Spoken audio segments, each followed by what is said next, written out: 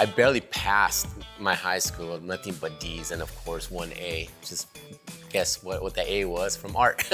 So basically, I struggled through school, but it was art that really encouraged me to go through. It was something that was just driven in me. At the beginning, street art was considered taboo and kind of vandalism. But now it's actually it's starting to be considered as a form of art, a new genre actually. So you got modern art, abstract, contemporary, but surprisingly, street art is going to be in that category because it's very complex. There's a lot of elements that goes behind it, and I kind of look at it as a very abstract format. And seeing these new uprising artists, and then that are reflecting off of that, and it's coming back. It's unbelievable to see how it's being presented in a complex presentation. It becomes a story when you start analyzing it. I have insomnia. There's days I have bad insomnia. So I'm up in the middle of the night and I get headaches and stuff, and then so what helps me with that is that during the middle of the night, 3 o'clock in the morning, I'm just in my phone taking notes or taking notes in my notebook or even my sketches or whatever, anything that just comes in my head, and then letting my conscious speak for itself and then just letting it go. It's like very meditated kind of mindset. So I'm like halfway asleep, halfway awake. Growing up in a tough environment, there's no hope. It's hard. It's really, really hard. The key, and if I would have known better at that time, is to surround with other talents. That is the simplest thing. You need to be surrounded by people that are like-minded like yourself. If not, you're gonna struggle, And the problem is to get yourself out of that mindset that just because you're in that community base and they shape you, they mold you to be that way. If you're not that way, it's okay. It's okay to be different. But once you find that sense of a place where you really belong in talent, with people surrounded by talent, that's who you are. So, but that's if I would have known that growing up, it would have been a big difference. But it's kind of good that I kind of had a little roughness to it. It kind of opened up on not being afraid of being more open-minded. So the 80s series inspiration, basically living in Tucson for a while now, I kind of missed the LA vibe, and plus the 80s were such a really revolutionary time, and to see how street art has evolved till now through technology, the inspiration with technology since the 80s, and we're still being exposed by that. So hip hop, beatboxing, you got DJing, you got breakdancing, you got anything like that in that culture, it still resonates right now as this American kind of culture. The 80s is just something that I kind of want to reflect on how the evolution was created and kind of refreshing it in a new set of eyes. Tony's actually my favorite, I should tell you the truth. I love the color combination, the way it's placed. It's very abstract and contemporary at the same time because the way the colors are well balanced in the space of that square. And then of course the little details of tigers and Tony Montana, the movie. It's all these like kind of little elements of it, and it has a really interesting story behind it. But you have to really look at the piece to analyze it, and they'll tell you once you see the whole thing. You're like, oh, that's what it's talking about. So there's a lot of really cool, interesting. It looks happy. It looks really colorful. It looks like a cereal box, and it's approachable.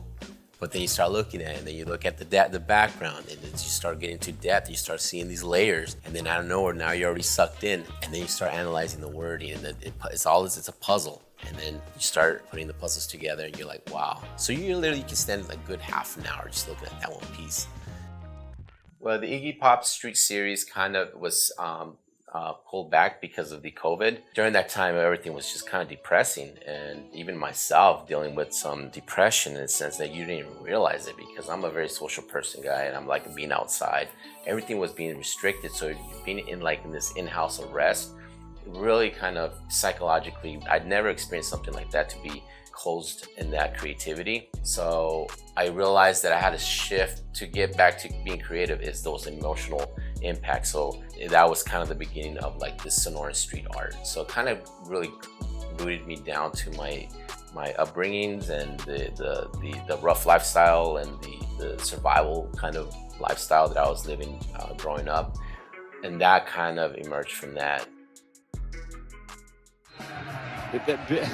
That's evidently Bill Walton on a jackalope? What's happening? The first mural I've ever done was actually a painting on a ceiling. So I started doing a lot of fresco paintings, like those Italian kind of Renaissance, Michelangelo kind of a deal. And then finally started doing those large scales on buildings, and the impact on that was quite remarkable.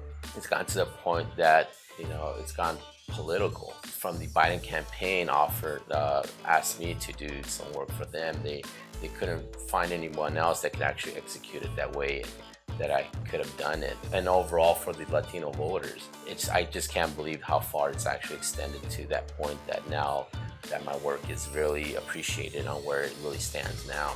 It's been a long journey. This little kid here is actually my son. And while I was painting it, he had no idea that I was painting him.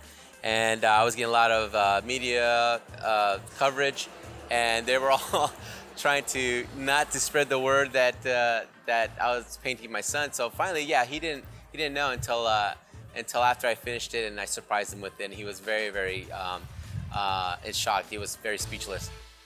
SAACA, I've known them for, wow, more than 10 years, I think. I lost track. I've been involved with them for a while. I love the direction how they love helping the community. So that's how I kind of got involved. They were doing this chalk art event, and I got hired to do that. And I just love the concept of just being part of the community. And as years went by, they didn't realize that my success was out in LA. But I just kept it to myself because I was just enjoying the experience. I just love the way they really focus their attention on the artist. And just because of that, I just kind of slowly told them more about myself. And to that point, they were just blown away at the stuff that I was doing. And they really wanted me to be part of SAACA. It's just unbelievable to see how far SAACA has evolved and how far they provide for these artists and give them a helping hand and providing them some kind of income. And to see that evolution, just great to be part of that. And for that itself, it's changed my life, my career. I mean, for their helping hand. And then now being here at Catalyst has actually given me a space to be more creative, and in a space that I'm not being judged, a space that there's no pressure. You know, they're just there and they just want you to be there to be an artist, and they will do that same thing to anyone. And so that has just gave me the confidence to really explore more into myself, and I couldn't do it without them. So if I go back and I give myself the advice when I'm 12 years old, you know, I struggled through school because of the learning process, but it's the only thing that I knew was art. And because of that, I remember clearly when I was 12 years old, you know, drawing these really cool designs and stuff. I knew since then this is my journey. This is my way of communicating to the world because of the struggles that I was dealing with.